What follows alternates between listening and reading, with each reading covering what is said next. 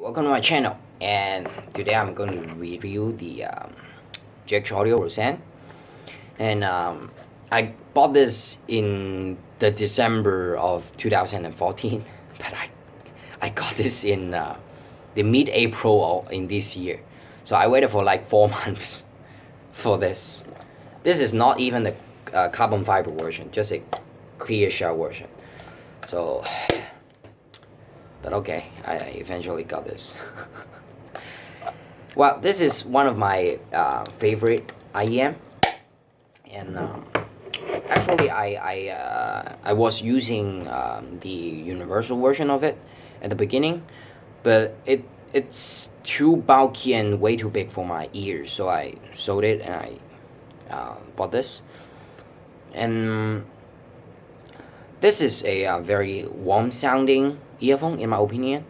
Sound slightly dark. By dark I mean the treble is like slightly rolled off, and some people might consider this is a veiled sounding earphone, but in my opinion it's not the case, because you can still hear a lot of details from this earphone. Tremendous detail, high level of clarity. Just because it sounds slightly dark doesn't mean it sounds veiled, in my opinion. And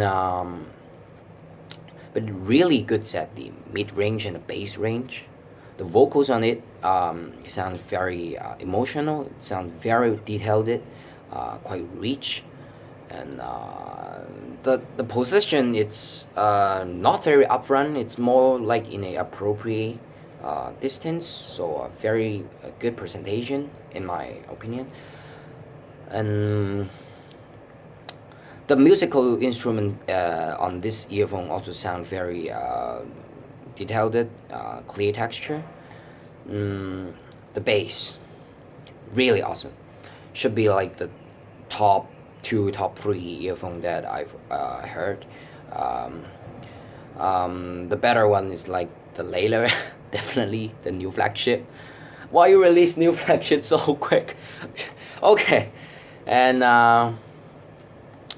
well, I also very like the variable bass feature. When you turn all the way down, it sounds quite slim. I mean the bass.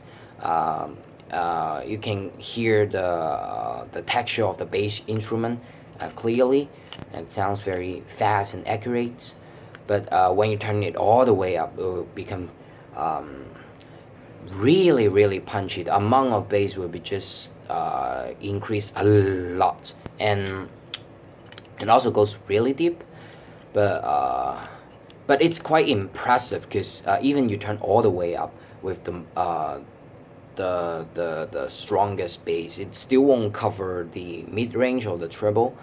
The vocal and the treble would sound still sound very clear, even with the biggest bass. And the sound stage of it, definitely huge, very three-dimensional. Maybe not the biggest, but still like the top 3 in my opinion.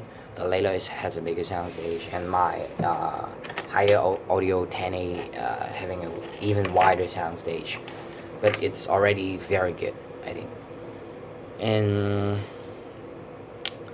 I personally recommend you to pair this earphone with some Australian player like the 240 or the 1202. It's also very good, because these kind of players having a more, I mean, brighter tuning.